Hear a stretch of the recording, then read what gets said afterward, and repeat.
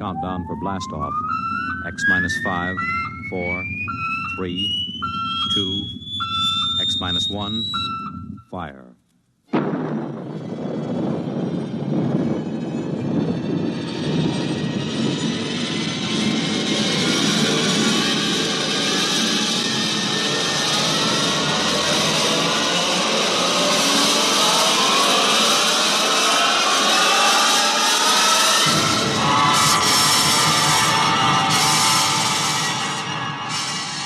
From the far horizons of the unknown come transcribed tales of new dimensions in time and space.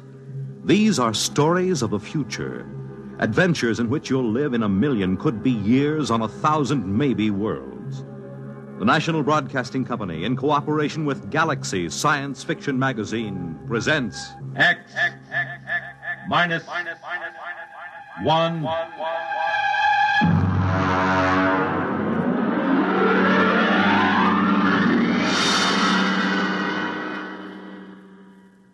Tonight, Appointment in Tomorrow by Fritz Leiber.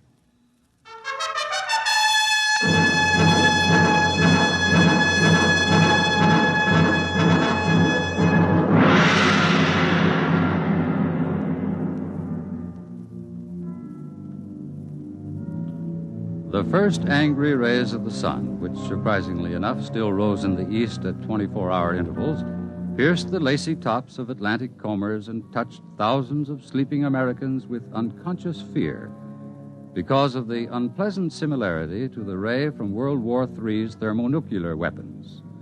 This was America approaching the end of the 20th century, America of the mask fad for women and the Neo-Cretan dress styles, America of your local radiation hospital, of the endless war and the loyalty detector. In his bedroom in the Thinkers Foundation, George Helmut slept. Calculus to the nucleus, adding a quantum equal to the resultant of G sub 1 prime. Repeating, the quantum... His educational sandman purred learnedly in his ear, droning tensor calculus through the night, filling the hours that used to hold man's formless fears and floating anxieties with the rigid form and anchored shapes of mathematics. Precisely at 8, the sidereal alarm went off. Yeah. Ooh, my head. Oh, shower. 96.8, commence. Under the soothing spray of the body temperature robo-shower, Helmut took a deep breath and cast his mind to the limits of the world and his knowledge. It was a somewhat shadowy vision, but he noted with impartial approval, definitely less shadowy than yesterday morning. Off. Dry blast, commence. Employing a rapid mental scanning technique, he cleared his memory chains of false associations, including those acquired while asleep. He felt the snap of clearing non-thalamic reasoning returning as the brain surged into clear, sharp control. Off. Clothing. Color key 705. He stepped into his clothing, the severe tunic, tights, and sockasins of the modern businessman. He smiled. The next big move had come to him in his sleep, as many of his best decisions did, because he utilized the time-saving technique of somno-thought, which could function at the same time as somno-learning. Attention, robo-locator. Category, rocket physicist. Classification, genius level. Time limit for search, 20 minutes. Commence. Take dictation. Dear fellow scientist, a project is contemplated that will have a crucial bearing on man's future in deep space. Ample non-military government funds are available. There was a time when professional men scoffed at the Thinkers Foundation. Then there was a time when the thinkers perforce neglected the professional men. Now both times are past. I would like to consult you this afternoon, 3 o'clock sharp, Thinkers Foundation, signed George Helmut. End of dictation.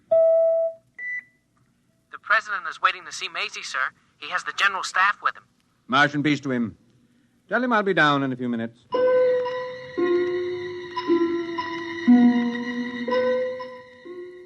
Huge as a primitive nuclear reactor, Maisie, the great electronic brain, loomed over the knot of hushed-voiced men.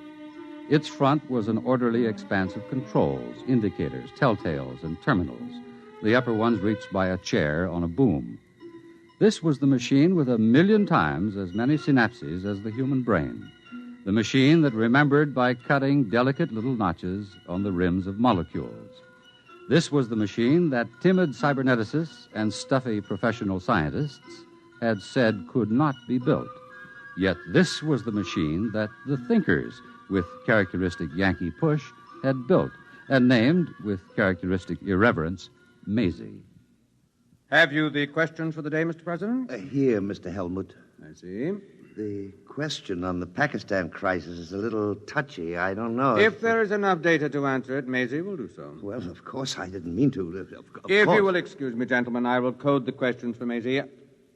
Oh, Section 5, Question 4. Whom would that come from? Number 4. It's physics. Opperly and his research team. I see. Thank you, Mr. President. While I'm coding the tape, there will be time to watch the takeoff of the Mars rocket.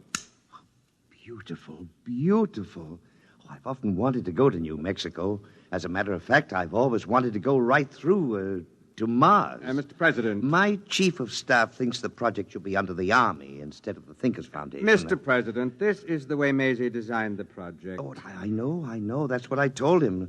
Still, I wish you people could bring back a few of those wise little devils from Mars. It would be a good thing for the party, the country. It's quite unthinkable. The telepathic abilities of the Martians make them extremely sensitive. The conflicts of ordinary Earth minds would impinge on them psychotically. Only the thinkers can contact them because of the clear training and errorless memory chains. Perhaps someday, in the future... there goes the rocket. Beautiful, beautiful. I am ready to submit the question tapes to Maisie. Stand back, gentlemen. Oh, well, sorry. And now... All right, gentlemen. Maisie is thinking.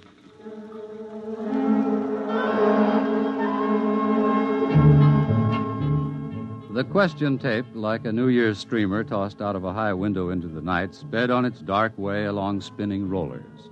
Curling with an intricate aimlessness, it tantalized the silver fingers of 1,000 relays, saucily evaded the glances of 10,000 electric eyes, impishly darted down a narrow black alleyway of memory banks, and, reaching the center of the cube, suddenly emerged into a small room where a sweating fat man in shorts sat drinking beer.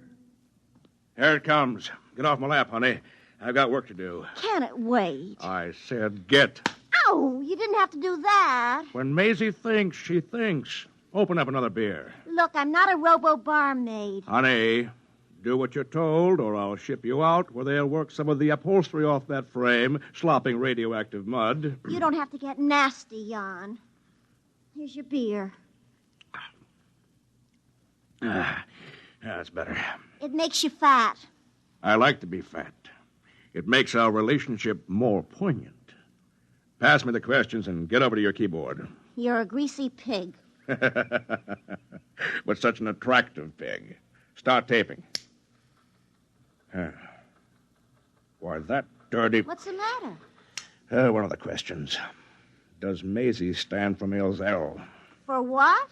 Male Zell. Does it? Look, you just keep sitting on your brains and let me do the thinking. Tape. Maisie does not stand for male Zell. Maisie stands for amazing, humorously given the form of a girl's name. Who is Maelzel? Edgar Allan Poe. Huh? It's a story. Maelzel's chess player. About an automaton that was supposed to play chess.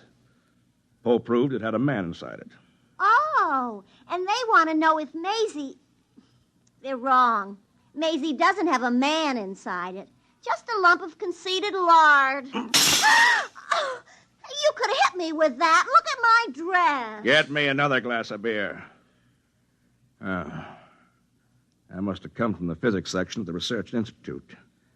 Opperly and that ape Farquhar. Well, we'll look into that. All right, start taping. Question 1. The midterm election vidcast should be spaced as follows.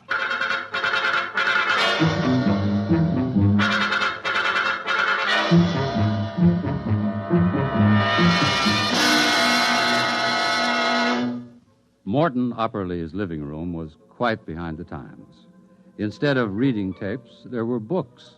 And instead of a 4x6 TV screen, there was a Picasso, still faintly radioactive from being smuggled out of the Manhattan crater. Two physicists faced each other across the table, old Mr. Opperly and young Mr. Farquhar. About that male Zell question, Willard. Why do you keep teasing the zoo animals? Because the thinkers are charlatans who must be exposed. We know their Maisie is no more than a tea leaf reading fake. We've traced their Mars rockets, and we know they go into orbit 500 miles above Earth and stay there until it's time to come down with the latest miraculous Martian mental science. But we've already exposed the thinkers very thoroughly. You know the good it did. Willard, the age we live in wants magicians. A scientist tells people the truth. When times are good, when the truth offers no threat, people don't mind. But when times are very, very bad, well, a magician tells people what they wish were true.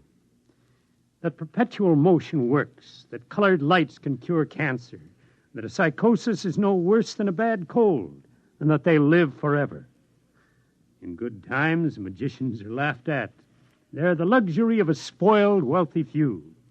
But in bad times, people sell their souls for magic cures and buy perpetual motion machines to power their war rockets. Are we supposed to beg off from a job because it's difficult and dangerous?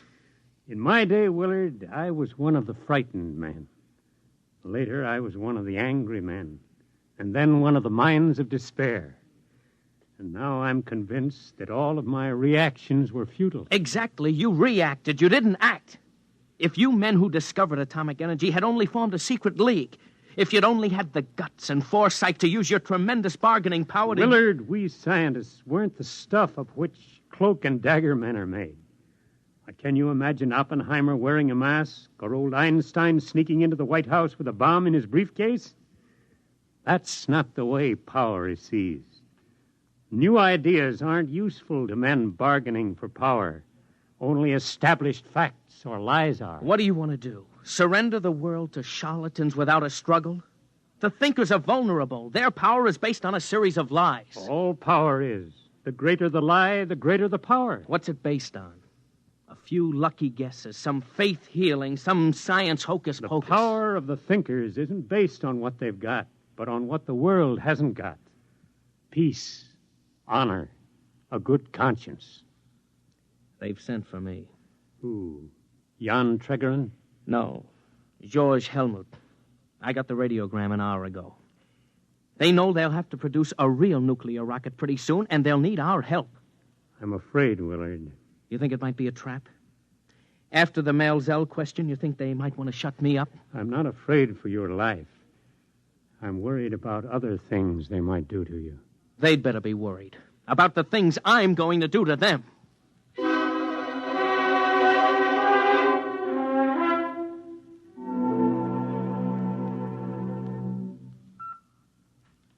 Martian peace to you, Willard Farquhar. You have entered the Thinkers Foundation. Please remain on the slideway. I want to see George Helmut. May we take your hat and coat? What the... Do not be alarmed. Invisible radiations are slaughtering all the germs in your body, while more delicate emanations are producing a benign rearrangement of your emotions. Claptrap.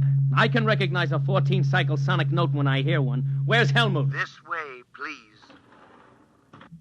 Helmut, cut out all this Swami stuff. Where are you? I'm afraid Mr. Helmut won't be able to meet you, Mr. Farquhar.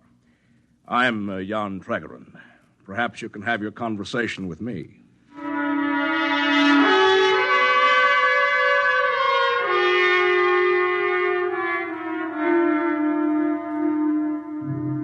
George Helmut waited in a conference room with 24 empty chairs. He had prepared by 2 hours' rest with the Somno teacher on full volume for this conference, having strengthened his mind by hard years of Somno learning, memory straightening, and sensory training. He had assured himself of the executive power to control the technicians and direct their specialized abilities.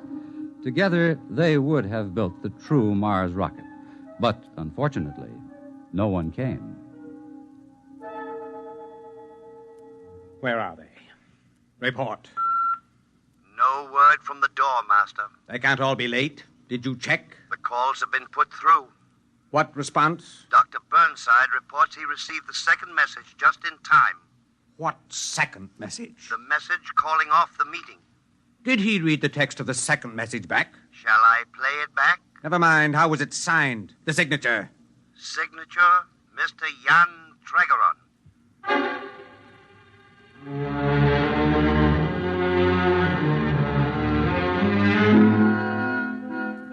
George Helmut dejectedly examined his organizational charts, and then tapping his stylo on the pad, he extended his mental aura, cleared his memory chains of error, accelerated his cerebral processes by the Haber-Gerson process he'd practiced for so many years. Slowly, he could feel the tight, heart-squeezing disappointment ebb. He was in control again. Tregeron, he was the one to blame. Tregeron, who was so used to working by deception that he must be shown the light. Well, Willard, how was your adventure among the magicians? Well, they didn't hurt me. You're sure? And are you as determined as ever to smash and expose the thinkers? Of course. Only from now on I won't embarrass you by asking any Male Zell questions. After this, I shall bore from within.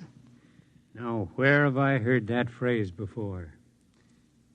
Do I understand that you are becoming a thinker, Willard? Certainly. That's the only way to smash them. Out-trick all their trickeries. Organize a fifth column.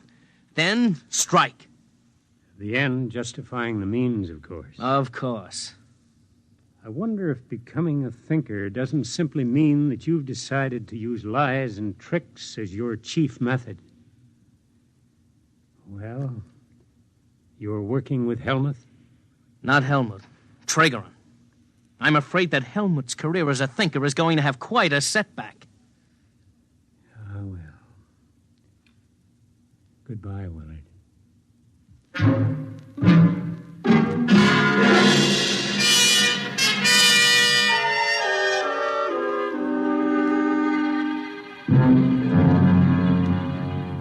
Tregeron, I want to talk to you. Shall I leave? No, please stay. Jan? Stay. You ought to enjoy this. George has that errorless memory chain. Tregeron, you know why I'm here. I don't know.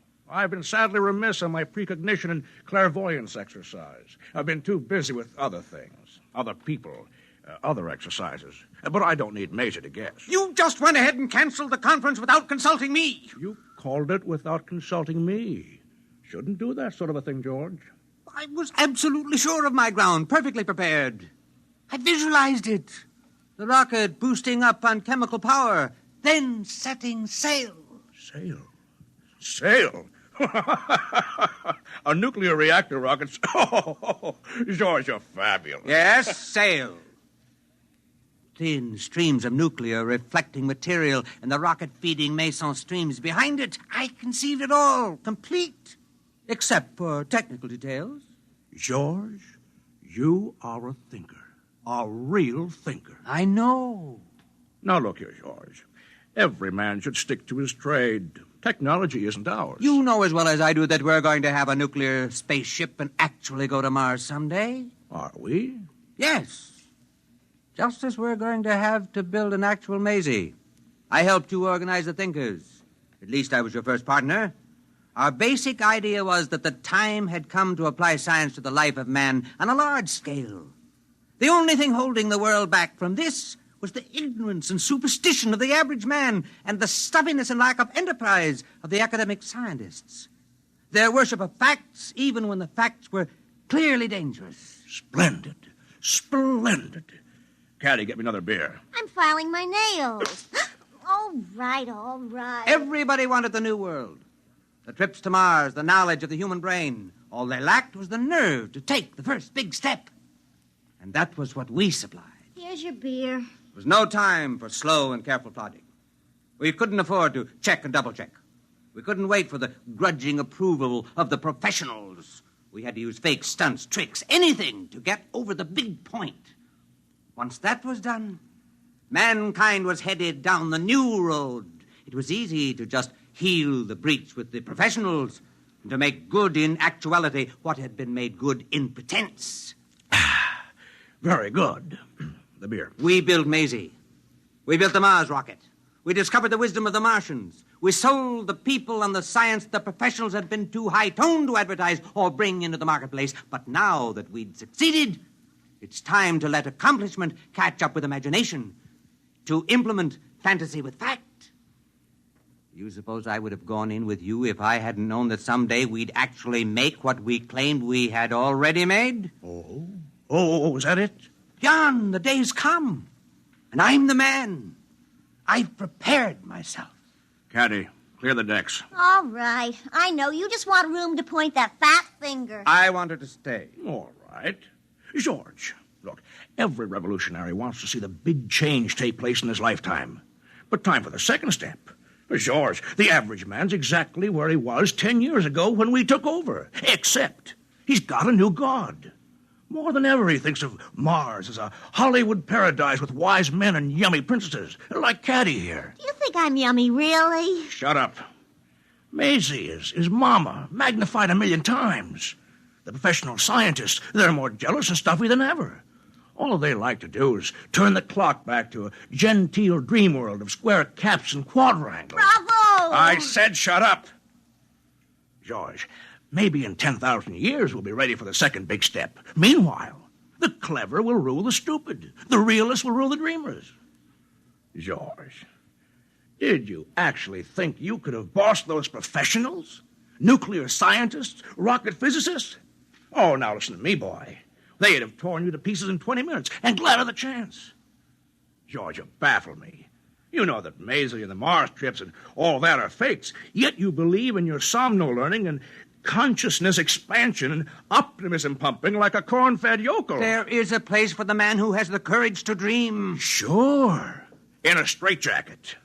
Oh, George, you remind me of those men who used to put out those lurid little magazines with Caddy's grandmother on the cover in outer space in a stripped-down bathing suit. My grandmother never... I said shut up! That's what it is. Frustrated little men playing science god to generations of pimply high school chemistry students and gas station attendants, conning them into thinking they're in the know, sprinkling a few formulas to the garbage and playing Atom Smasher, and then being very solemn about the role of imagination in science. George, the trouble with you is they forgot to take your zap gun and space cadet decoder pin away from you when you turned 13. That's your honest opinion? It's more than that. George, get a hold of yourself and quit taking fantasy in the veins. That's an order. Jan, the strange part of it is that I know as well as you do that Maisie and the Mars trips are fakes, but some things aren't. The human mind, Jan, is a tool that hasn't been perfected yet. There are more things in heaven and earth than are dreamed of in your philosophy, Horatio. Who's Horatio? I said shut up. This is the last full cackle, George. You've been fooling around with ESP, huh? Telepathy? Maybe a little hypnotism? Maybe. All right. Guess what I've got in my drawer? Extend your consciousness. Telepath it. Visualize it. Never mind. I'll save you the mental effort. It's a pistol, see? Now, let me tell you something. I got a couple of boys waiting outside. They'll take you by jet to New Mexico. George, congratulations. You're leaving for Mars tomorrow. Mars? Yes. I've decided Mars to be the best place for you. We'll arrange it so that your trip is, say, 2 years long. Perhaps in that time, orbiting up there, you'll learn a little Martian wisdom. For example, the big liar must never fall for his own lie. Meanwhile, I got a replacement for you. His name is Willard Farquhar. But I sent for him to... Yes. You see, I, too, believe in cooperation with the scientists. But by subversion. I'll offer them the hand of friendship with a big, fat bribe in it. You know what the bribe is? The power to destroy me. That's what I'm offering. Join us. Learn our secrets. Bore from within. Bide your time before you strike. But while he's biding, I'll have him. And when he's ready to strike, you'll find it's not quite the time. Wait a little bit. Enjoy the power. Play with fat old Jan Tregerin like a cat. And by then I'll have him. You can't replace me, Jan. Oh, you were a good man, George, when we needed catchy slogans, ray guns, plastic helmets, fancy sweaters. I warned you, Jan. Don't underestimate the mind, the human brain. Even Caddy here is a fascinating instrument. For example, I had a little talk with Caddy last week. Very boring. Ah, but useful. But when we were finished, her mind had something it didn't have before. You always were educational, George. Caddy, look at me. Look at me. Look at me. Now, put your hand on his arm. Now, take his gun. Caddy, are you crazy? I've got his gun. What now? You see, Jan, there is a place for the dreamer, the man who believes, who can use his mind. I'm going to get rid of you, Jan, because the man who dares to dream will rule. Caddy, look at me. Look at me. Point the gun at him. Look at me. I can't anymore. It's too ridiculous. Jan, take your silly gun back. It's too heavy. What? Caddy, I command you, look at me. Look at me. The power of the mind. Hey, boys, come in and get him. I don't understand. Caddy, look at me. Oh, all right, I'll look at you. Poor Superman.